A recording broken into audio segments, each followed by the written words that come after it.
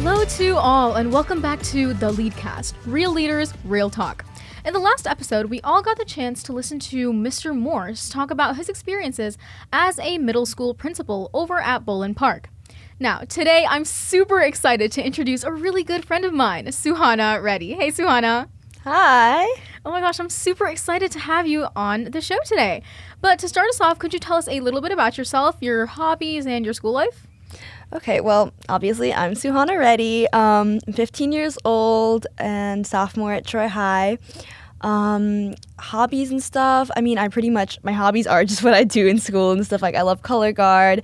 I love playing the violin in my orchestra. I do fiddlers, too, so it's really fun performing in any way I can. I do a little bit of Bharatanatyam here and there. So, yeah. Oh, wow. Okay. I do know that you dance, but I didn't know you dance classically like that. Oh, my gosh. That's really cool. Thank you. What activities are you involved in outside of, like, just your classroom, like, including any leadership roles that you have? I'm involved in, God, there is a number of stuff. I like to spread myself a little thin, but as I said, orchestra, I'm part of the school's symphony orchestra, and then I'm part of fiddlers through that, like I said, and then color guard, I'm the captain of the color guard team, so that's definitely fun. And aside from that, I also do some violin private lessons, and through that I do you know, like the senior living home that's near Troy High? Mm-hmm. I organize some monthly recitals for some violin students through that, so that's pretty fun too, yeah. That is so cool. Oh my gosh. I always do I live right behind Troy High, so I mean I always pass by like that residential home. But that's really cool. Yeah, I didn't know you did that. That's so cool. Thank you. And just some context speaking of playing violin, I used to play violin back in like 6th grade. And me and Suhana actually have known each other since 6th grade because we did what is called the Sound Power here in our district. And it is a summer orchestra program, super cool, totally worth it to check out because I wouldn't know people that I know today if it were not for Sound Power. So people like Suhana, and that's how I know her, and we've been tight ever since. So. Oh, yeah. But coming to your like personal leadership style, what would you say is your style and the way you personally like to be in charge? I feel like it's definitely been a little bit stressful because sophomore year and especially going into junior year is like the first time I've had an actual like taste of what leadership could feel like. Of course, last year I was a hip hop choreographer, so that gave me like a little bit of it, but I had 2 seniors then, Eva and Raghav, and they pretty much ran the whole show, so it was more of me observing and learning. But as for my personal leadership style, I very much believe in the fact that you do need to be a little bit harsh. That just means that you care, because I feel like when you show like less interest, or at least are like encouraging but in the way that it's like you don't believe they can do any better, then that just like it makes everyone feel like they can't do a lot better. So I just feel like giving that push and being like not too blunt but like pretty straightforward with what they need to do. It's like everyone wants to be treated like maybe not like an adult, but like someone that is like the age that they're at. So treating them with respect, but also like directing them towards the way they need to go. Yeah, no, I see that because I feel like sometimes as a leader, you are put in positions that like have authority, and it's you have a thin line between friends and like, hey, I'm a mentor and you are a mentee. So breaking that line and being blunt with a person can be pretty hard, and that is something that leaders need to suck up and like really get used to, because then it just gets really hard, because then you have to communicate with someone who, like, for example, you're like such a good friend of mine. If I'm communicating with you, I need to like, if I'm a leader in a position in this situation, then I have to be super blunt, because then you aren't going to take me seriously, right? I'm going to be honest. Like, yeah, and I think that's important. And that's actually a really good point that you bring up, because I see it all the time, and I bet you do as well. But let's first talk about your dance experience. And for the fact that I know, you have been on a high school dance team for like your entire high school career so far. And what are some experiences that have taught you a lesson about being a leader through Zavira? Through Zavira, I definitely feel like, well, aside from leadership first, I'd like to say that it's such a great experience, and you really get a family there. Like, it feels like we're all just like a bunch of silly kids just like running around and having fun. Like, even though it's serious and it's competitive, I'm sure that the fun-loving and like lighthearted nature that it was, and that it wasn't like way too crazy serious, is what like it was probably what led us to first place, and to like because you need to have that chemistry on stage between your team, as well as just like like outside of dance and on like the stage. But as for leadership, there wasn't a lot that I had to learn from Xavier like during this year, but definitely there's always like the leadership aspect when new freshmen come in, because no matter like who you are, like if you're older than someone, you're automatically kind of viewed as like a role model, you know what I mean? So I had a few freshmen on Xavier who I loved them so much, the twins, Swasti and Swara. Of course. And they're just like my little munchkins, but at the same time I knew that I had that responsibility to perform the way I needed to perform, and especially if in like even in formations and stuff, if you're standing in front of someone, then you need to be like it's kind of like you can't mess up, like you have to be that role model. So yeah, I mean, leadership is being a role model. You have to be the example. You have to lead by example, right? Mm-hmm. And oh my gosh, you brought up the fact about freshmen, and it's like, yeah, there's so many. I feel like every year we become more and more experienced because we're getting older, and there's obviously new people, new freshmen, and new students coming into our community that we never interacted with. And I think that is so important, especially in a dance setting. I mean, I did Zahara for like the summer that I did it last year, but it was so much fun. And I was new, and I was an incoming sophomore, and I feel like the seniors like genuinely took us in so much, and it was so amazing. And there are people to learn from. I mean, and also congratulations on first place, by the way. Dushan Champions 20. Oh my God, that's amazing.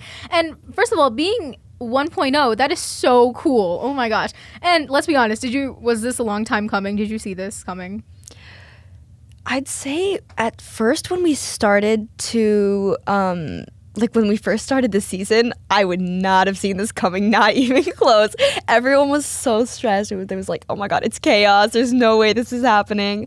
And it was just like walking in blind. Like it was just hopes and dreams, and just like put our full effort in and hope that something's going to come out. But then when we started like building the set, we started doing our costumes, we saw the dialogue, it was like really piecing together. And I was literally thinking like the night before, I was like, if we don't get first, I like will be genuinely so sad, because the amount of effort that's been put into this, like, oh my gosh. Totally. I mean, I know so many people on Zavira, and they always have, like, literally the week before, like, you know, Nandu would come up to me. She's like, Argy, I'm so scared. I'm so scared. I'm like, Nandu, I know the dancer you are. You are going to be fine. I promise. And even I personally saw this long time coming. Like, I know, like, all of the team members that, I mean, go to IA, because I see them every day.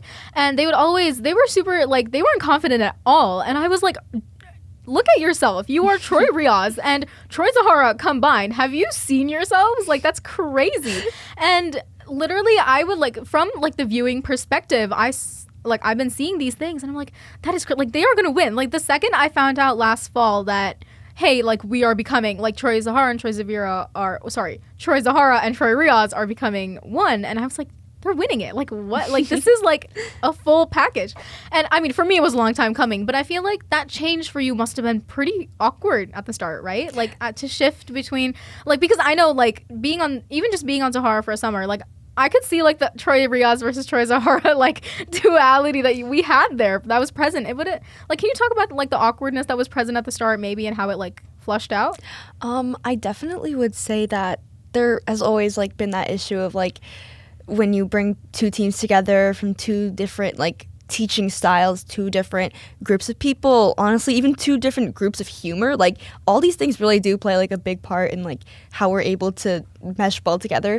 But I feel like through people like me and, like, others that, like, have mutual friends through the group, all it took was just, like, that little bit of communicating with, like, the people aside and, like, bridging those bonds that, like, we're not just two dance teams, but we're all really just friends, like, that mindset. That really helped us just, like, join together, I guess. Yeah. No, makes sense. I mean, yeah, I mean, just looking at it from, like, the other side, I was like, wow, I mean, there was probably some awkwardness present there, right? And similarly, you're also on color guard, like we talked about. But how do your experiences from being on Zavira or, like, Zahara that you've been on, like, being on the dance team, overlap with the ones from color guard? Like, what similarities have you noticed? There's definitely, to color guard, there is a significant dance aspect to that. But rather than just that, I'd say it's more like, okay, maybe I'll break it up into, like, little bits. So as for skill-wise, I'd say all of, like, the memorization, like, for Zavira, you move at a fast pace. You need to pick up choreo, learn it, adapt to it, and then change it later if you need to. So you need to like be constantly on your feet and thinking and doing things. And that definitely helped me with my leadership in color guard, because being like a role model, being a captain, you always stand at the front of like our entire block that we stand in. So if we see the choreo once and learn it once, we do have to perform it like near to perfection every single time, because people are like watching us to be like making sure they're doing it correctly. And then as for like friendship-wise and communication-wise, I think Zavira has definitely taught me a lot about how like it's taught me about like how different people can think and how different mindsets can affect how they act and what they might think of other people and what they might think of different situations, and kind of how to deal with that in a way that like is polite and respectful, but also like you're standing your ground. Oh yeah, totally. When you work in a team of any people, whether it be a dance team, a color guard team, or a leadership team, there's so many different people. There's so many different people with different mindsets that, like you said, come together. And adapting to that is really a huge skill that leaders do need, because we use it every day. I mean, not all the people you meet at your school and every single day, or even in the future, are going to be like the exact same people. So it is such an important skill, and I'm so glad that that is a skill that you embody all day. But switching gears a little bit, you also advocate for your culture at your school by being on ISA board, right? And can you tell us a little bit about your experience on that side of it too? I definitely would say that that's probably the most stress I've had to be under in a long time, because running a team of like 100 to 200 students is like, it's not an easy feat. And I feel like it's a little bit of a sad truth, but a truth nonetheless, that when you do be a leader, you will have a lot of people that will criticize you, and a lot of people that will not exactly recognize like the amount of work that you put into things, because they don't see the stuff that's happening behind the scenes. And that's completely normal, and I'm not like too mad about that, but like I feel like it was definitely important to see that aspect, which helped me figure out how to respect my leaders afterwards, because I'm like, okay, I see how much effort you put in now because I've been in that situation. So I definitely gained a lot of respect through that. And then I'm so glad I was able to further appreciate my culture through ISA, because I feel that in America it's often like a very common thing for Asians to kind of get drowned out in their culture, to be pushed down a little bit. But through ISA I was able to kind of explore my culture a little bit more and kind of have that Indian family, you know what I mean? Like, Yeah. like outside of all that stuff. So Totally. I mean, I feel like, again, so true. I mean, being in America, I mean, there's obviously a lot of like things that we do that aren't like totally part of our culture, and sometimes we forget that are like these things even exist in our culture. So I love the fact that you're totally like pushing yourself and taking the initiative to actually like deep dive into your own culture, because that is so important. And can we talk about how different North and South India are? Like, yeah, I'm Indian, but do I know anything about South India? Absolutely not. Like, taking the initiative to understand the fact, like even just understanding the fact that within a country there's like two parts that are completely different with completely different languages.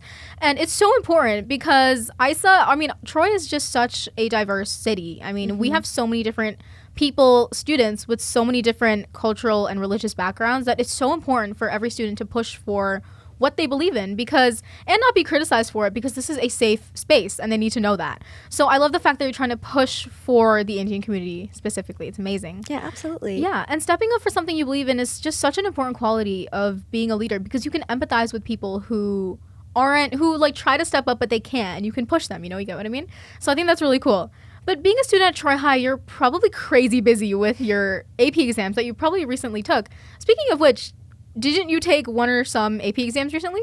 I did. I took the A-Push exam. Wow. Which, anyone who's taken A-Push will know the difficulties and the struggles. But yeah, it was definitely, but I do appreciate a little shout out to my teacher, Mr. Beto. He's honestly the best, and throughout the whole year, he definitely helped all of us students to do the best we can on the exam, and it made it feel a lot easier than it did for other people who wouldn't have had that experience. So. Yeah, that's really cool. And what advice would you give to a student who's trying to manage their time as an AP or even IB student at the IA, or just as a student who needs help managing their time, but also wants to get involved in these amazing opportunities outside of school? I definitely say that the first thing to do is change your mindset towards it, because when you go into it thinking like this is gonna be easy or at all like I can slack off and whatnot, then you're setting yourself up for failure. You need to be prepared to be stressed, and you need to be prepared to just have the worst time of your life, because that's kind of what it's going to be, and that's the only way that you get work done. So first shifting your mindset towards that, and then afterwards, I mean, there's obviously things like writing down things on sticky notes so you don't forget, writing down things in planners, and then just also, despite I know I just said pushing yourself is what you need to do, but at the same time, like knowing your body's limits, especially like physical and mental limits, just when you aren't physically able to take it anymore, you need to know when to step back and when to remove yourself from certain situations. For example, I did OIO for 3 years, which is Oakland Youth Orchestra. And I was part of the strings orchestra first, then the Philharmonic, then the symphony orchestra, which is like the top orchestra. And I just did that last year, and I was having the time of my life, the best conductor ever. He was so sweet. Like, he is so sweet. And I was having a good time. My friends were there, and I was like, this is what I want to do. But it's partially also just taking a step back and being like, I don't know if incorporating all the other things that are very important in my life and very important to my future, if this is like physically possible for me to do.